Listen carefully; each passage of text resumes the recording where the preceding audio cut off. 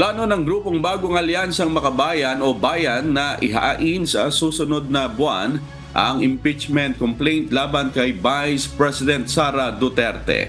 Ayon sa Secretary General ng grupo na si Raymond Palatino, nagpapatuloy pa ang drafting sa reklamo kasunod ng mga impormasyon na lumabas sa mga pagdinig sa Kongreso kaugnay ng paggamit ng pondo ng Office of the Vice President at Department of Education o si BP Sara pa ang nagsisilbing kalihim ng kagawaran. Gate ng grupo, nakagawa ng impeachable offense si BP Sara dahil sa umano'y hindi maipaliwanag na paggasta sa pondo ng kanyang opisina at ng DepEd sa mga nakalipas na taon. Wala pang inilalabas na bagong pahayag si BP Sara tungkol sa issue. We are drafting the complaint. The preparation is ongoing. And we hope to file this soon kapag meron tayong sapat na batayan at saka ebidensya na makakuha.